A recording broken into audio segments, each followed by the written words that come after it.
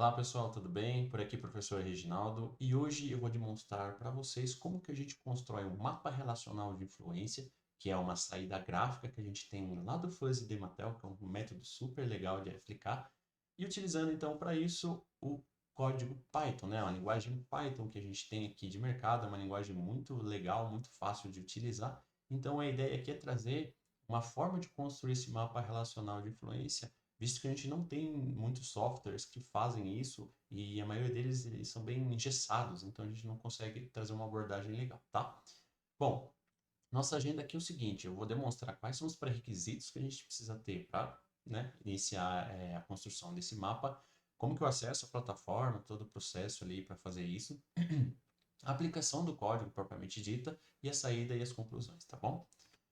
Vamos lá? Vamos na massa? Bom, pré-requisitos. O primeiro deles é que eu tenha, então, calculado o meu fuzzy de Mattel, né? Eu já tenha feito todos os cálculos, tenho ali a minha saída do R mais C, o R menos C. Isso aqui é primordial porque a gente vai utilizar ele para construir o nosso mapa relacional, tá? Um ponto importante é que esse mapa que a gente vai construir, ele já vai dividir os quadrantes também. Para fazer isso, então, tomando por base aqui o CET-A 2018, a gente faz uma média do R mais C. Então aqui a gente tem que a média desse nosso R mais C é o 3.552, esse exemplo que a gente está usando. Lembrando que aqui é um exemplo com 7 variáveis, né, de IT1 até IT7. O que é importante? É importante anotar, então, esses valores que a gente vai utilizar mais à frente na construção, tá bom? Outro ponto importante é o seguinte, alguns autores, como o Seat Al também, lá em 2018, ele fala que quando a gente tem muitas variáveis e a gente vai construir esse nosso mapa, que ele tem, né, setas que demonstram, né, as conexões entre essas variáveis, acaba ficando algo muito sujo, muito poluído, e, aí, então, e ao invés, né, dele ser uma saída que possa ajudar o nosso stakeholder ali a tomar uma decisão, no caso, né, a gente acaba tendo uma coisa muito difícil de interpretar, de entender. Então, Seattle ele traz que a gente pode ter várias formas de limitar, né, esses dados e demonstrar somente aqueles que são importantes. E uma delas, que é a mais simples, é uma média básica, né, uma média simples aqui, de todos os dados que a gente tem nas nossas colunas. Aqui eu chamei ele de limite abaixo, né? Então a gente vê ali que o limite é o 0.254, ou seja, fazendo uma média de todos esses dados de cada uma dessas linhas de cada coluna, a gente tem o 0.254. E com base nisso, então, a gente só vai destacar aqueles valores que são maiores ou iguais a esse limite, que eu destaquei no caso aqui do nosso quadro em vermelho. Então, somente esses dados em vermelhos é que a gente vai utilizar aqui para construir o nosso mapa, tá? Vou dando um exemplo aqui já de início para ficar bem claro. A gente tem a relação do IT1 com o IT2 em vermelho, e aí, claro, IT1, IT2, IT3, IT4. Veja que o IT5 não está destacado em vermelho, ou seja, então eu não vou lançar no meu mapa essa relação de IT1 e IT5, e o mesmo se aplica para IT1 e IT6. Então, no nosso mapa, a gente só vai ter a relação do IT1 com IT2, IT3, IT4 e IT7, que a gente destacou em vermelho, tá? Essa vai ser a lógica, é um ponto importante de entender aqui e vamos seguindo. E o segundo ponto, né? Como que eu vou rodar esse meu código Python? A gente tem no Google, né, chamado Google Colab, ele roda para você uma máquina virtual dentro do próprio sistema deles já com o ambiente Python. Então, simplesmente eu preciso ter uma conta no Google, tá? Tenho conta no Google? Tenho. Eu vou mostrar depois como a gente faz para acessar então o Google Colab, como que a gente vai subir o nosso arquivo aí que eu vou estar disponibilizando para rodar o nosso código Python e a gente vai ver todo o processo aí da construção, tá bom? Então, e dois pontos. Primeiro, a gente tem que estar tudo calculadinho, bonitinho. E o segundo ponto é tá logado, né, na minha conta aqui lá no Google. Bom, vamos acessar a plataforma então. Deixa eu pegar aqui. Ah, é interessante só demonstrando que como que vai ser a nossa saída final, né? Esse cara aqui é um exemplo aqui de uma construção do nosso mapa, tá bom? Vamos lá então. Deixa eu só acessar aqui o meu Google Colab. Como que eu faço isso, Reginaldo? Posso vir aqui no Google e digitar Google Colab. Esse cara aqui é o primeiro, normalmente é o primeiro link, né, que aparece aqui no Google. Clico nele. A gente tem aqui embaixo a opção ó, Open Colab. Eu vou clicar nela. E aí eu dou um cancelar aqui embaixo e eu estou na minha página inicial do meu Google Colab, tá bom? O que eu vou fazer agora? eu vou pegar e vou subir o meu arquivo Python que eu disponibilizei para vocês, tá bom? Então, como que eu faço isso? Ó? Eu tenho a terceira opçãozinha aqui que é fazer o upload de notebook. E eu posso procurar esse arquivo. Eu vou procurar esse arquivo aqui na minha máquina, tá? E vou selecionar ele. Posso arrastar também e jogar aqui, como que eu fiz agora. Ele vai estar demonstrando aqui que está fazendo o upload. E a hora que ele concluir, ele já vai abrir o meu código-fonte. Belezinha, tá? Então, a gente tem aqui nosso código-fonte, tem uma nota de versões aqui, é só fechar. Legal. Então, perceba que a gente tem aqui um código onde eu tenho várias ações que são feitas em sequência. Ah, Reginaldo, eu nunca utilizei o Google, o Python, eu não sei utilizar o Google Colab.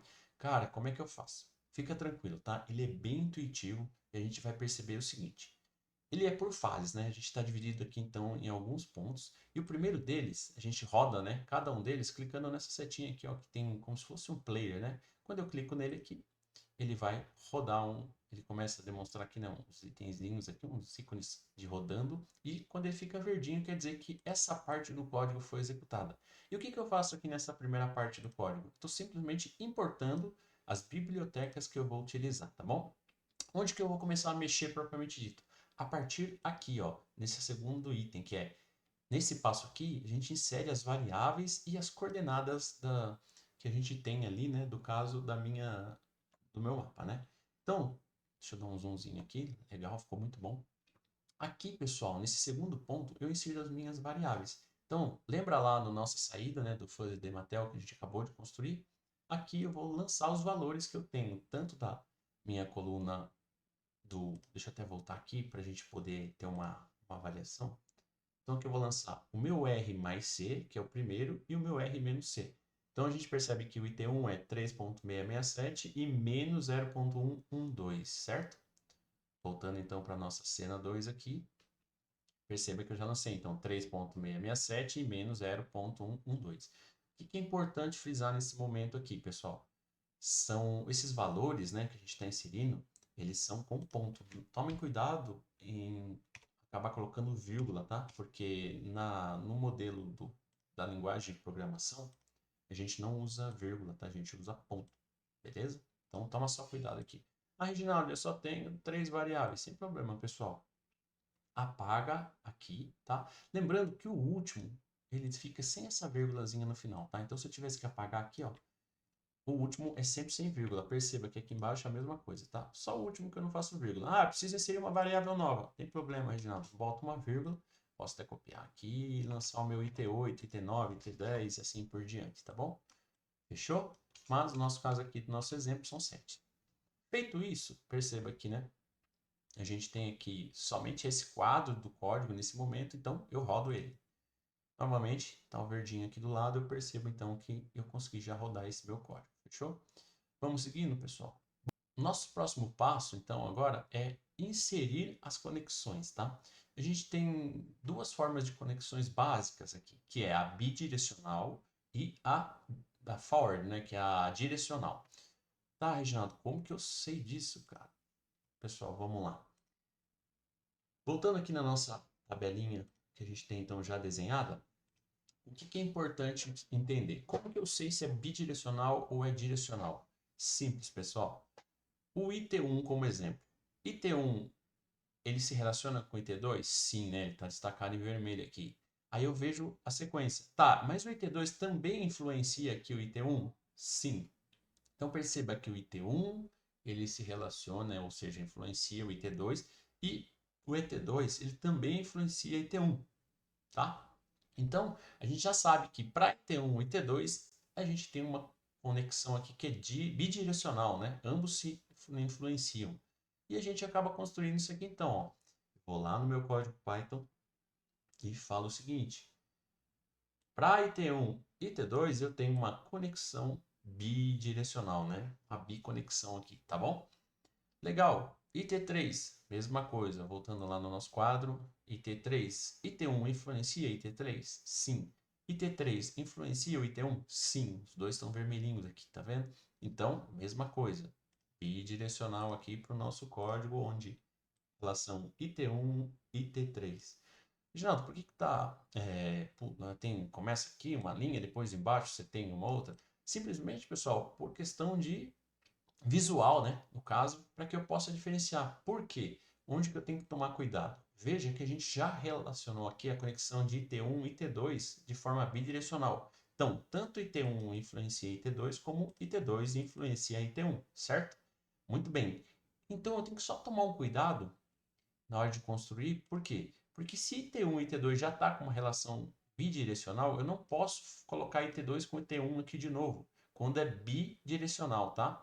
O mesmo se aplica para o IT3. Se T3 e T1 eu já tenho uma conexão bidirecional, eu não posso lançar IT3 e IT1 novamente. Perceba que eu já lanço IT3 e IT2. Nossa, Regina, você deu uma bugada na minha cabeça. Fica tranquilo, pessoal. Eu vou repetir isso aqui de novo. O que que eu quero dizer aqui? Voltando para a nossa tabela, né?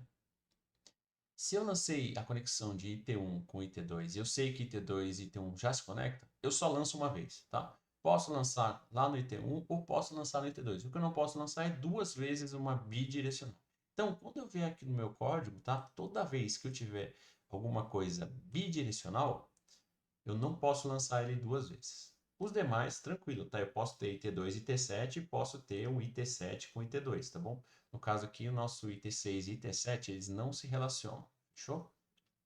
Então aqui é o momento onde você vai gastar um pouco mais de tempo e vai fazer uma coisa com calma, avaliando, entendendo, e no final você valida se isso está certo ou não, ok? Deixa eu só dar uma aumentadinha aqui no meu código. Então, pessoal, essa aqui é a fase mais complexa, onde a gente lança as conexões. É nesse ponto que eu não posso errar, que eu tenho que avaliar com calma, tá? Então, vou dar um exemplo do forward, né, que a gente falou do bidirecional. Por que que T2 e T7 não é bidirecional? Vamos olhar lá na nossa tabela. Bom, perceba que T2 ele influencia o IT7 lá com 0.260. Mas, se a gente olhar IT7, perceba que tanto IT7 e IT6, nenhum deles influenciam nenhum dos outros controles, né? Excetuando, é claro, ele próprio, tá bom? Então, pessoal, perceba que o IT6 e o IT7 não vai ter conexão bidirecional com ninguém. Então, isso quer dizer que nenhum deles pode ser bidirection, né? Biconnection. Mas simplesmente forward, tá? Que é só uma linha de conexão direta entre cada um deles. Eu acho que ficou claro, né? Deu para entender, mas qualquer coisa também, só chamar que a gente ajuda vocês aí nos comentários, tá bom? Pessoal, feito isso, do começo ao fim, a gente já pode rodar então aqui a nossa conexãozinha aqui, que é muito importante, tá? Uma vez feito isso, a gente vai para o último passo antes da gente construir o nosso mapa relacional, que é o quê? Nesse ponto, eu vou ter que lançar a minha média para o eixo X. Da onde que vem essa média, Reginaldo? Bom, vamos voltar aqui na nossa apresentação. Nossa média, ela está aqui, tá? Eu calculo a média através do R mais C, tá bom? Então, aqui no caso, 3,552 é o que eu vou estar lançando aqui como valor da minha média. Fechou? 3,552. Lembrando que o Python tem que ser ponto, tá? Não vai colocar vírgula aqui que vai quebrar. A seguir, eu vou inserir algumas variáveis, né, que são ajustáveis de acordo com aquilo que você tiver na sua saída. As duas primeiras aqui, a gente está falando da altura e altura e largura da nossa figura. Que figura? Vai sair um arquivo, né, um JPEG no final, que a gente chama, né, que é uma foto, onde você vai poder baixar e depois salvar e colar aí no seu trabalho, tá bom? Então, primeiramente aqui é simplesmente altura e largura. Quer um pouco maior? Só alterar aqui, tá bom? A partir daqui, a gente tem quatro pontos de informação importantes, que são nosso x mínimo, x máximo, né, e a coordenada y mínima e a y máxima. Onde que eu vejo isso, Reginaldo? De novo, a gente volta lá na nossa tabelinha. E aqui, ó, eu vejo da seguinte forma. O meu R mais C vai ser o meu x, tá? Então, deixa eu trazer aqui, ó. Ó, no nosso caso de exemplo que a gente tem aqui, a gente vai ver que o R mais C é o nosso X, né? O nosso eixo X, tá? E o Y é o nosso R menos C, tá bom? Então, tomando por base esse exemplo que a gente está fazendo aqui, o R mais C máximo que a gente enxerga é o 4.241, tá? Então, podemos utilizar um 5 aqui como o máximo de R mais C, E o menor que a gente tem é o 2492 aqui, tá? Então, se a gente olhar o nosso código, eu coloquei lá no meu eixo X o mínimo 1.500, né? E o máximo 5.000. Então, a gente tem bem tranquilo, por quê? Ó, 1.500, eu já tenho um espaço ali na nossa figura para não ficar algo muito compactado, tá? E o máximo de 5 aqui, a gente tem uns 500 mais ou menos de distância, então a gente vai ter um gráfico aqui bem legal para a gente baixar. Meu, você rodou uma vez, viu que não ficou legal? Só alterar esses dados aqui e aí você vai ter um desenho até chegar naquilo que você quer, tá bom? E a coordenada y é o r-c. Então a gente tem que o menor aqui é o menos 554, 0.554, né? E o maior aqui 1.159, né? Então nesse caso aqui, no nosso código, a gente vai pegar e vai lançar aqui, ó, 1.500, desculpa, menos 1.000, né, para o nosso y e máximo de 1.500, tá? Isso aqui, com isso a gente já configurou a parte inicial e mais importante também, aqui é importante tomar cuidado, porque se esses valores forem inseridos muito acima, vai ficar um gráfico bem achatado, e se colocar menos do que a gente precisa, aí vai sumir variáveis aqui, vai ficar fora do nosso escopo, tá bom? Além disso, a gente tem mais 3 configurações que eu posso fazer. Aqui é questão de estética, tá? Eu posso falar do tamanho da minha linha, posso aqui inserir, né, quanto que eu quero o deslocamento da minha seta lá, das minhas variáveis, e aqui eu estou falando da distância de afastamento das setas das bolinhas que ele vai construir, tá bom? Fique à vontade também para que você altere. Além disso, eu posso mudar as cores da seta. No meu caso aqui, a forward color eu coloquei como black, né? Então a cor preta. E para o meu backward color, que é isso aqui, né? Isso aqui é aquelas setas que são bidirecionais, né? Eu vou utilizar aqui um amarelo, né? Dark Gold, beleza? E aí você fica à vontade também, é só colocar a cor, desde que, lógico, né? Na linguagem em inglês, tá bom? Vai colocar verde aqui, vermelho, que não vai funcionar. Belezinha? Daqui para baixo, pessoal, tudo configuração das funções, né, que a gente tem para calcular isso. Então, a gente não mexe em nada, tá? Toma cuidado para não mexer em nada aqui também. E lá no finalzinho, eu tenho aqui duas coisas que eu posso colocar, né? Aqui a gente está falando da X-Label, né, de proeminência e da relação, que é o que fica aqui embaixo, aqui no nosso aqui a proeminência no nosso eixo X, né, e a relação no nosso eixo Y. Então, se você estiver construindo isso para que seja algo em inglês, eu posso meio que trocar o nome, né, para inglês tranquilamente, tá bom? São esses dois campos também são editáveis. No demais, não mexam que vai dar ruim. Feito isso, então, o próximo passo é rodar. Como que eu rodo? Clico aqui no meu íconezinho e aí, tanã, a gente tem a nossa saída. Deixa eu tirar um pouquinho o zoom aqui, ó. Que legal, tá? Simples, fácil, rápido dentro do possível, né? Mas bem interessante. E aí é só vir aqui, ó, e salvar a imagem. E aí você já vai ter essa imagem disponível para você utilizar. Ah, Reginaldo, ficou meio pequeno, ficou grande, tá muito afastado. Pessoal, é só vir voltar aqui nas suas variáveis, tá? Fazer a edição que vocês quiserem e rodar o código de novo, tá? Posso rodar quantas vezes eu quiser esse código clicando aqui. Fechou, pessoal? E aí, então, feito isso, a gente já baixou o arquivo do Python, subiu esse arquivo no Google, ajustou as variáveis e obteve o nosso mapa relacional de influência, tá? Fechou, pessoal? Muito obrigado.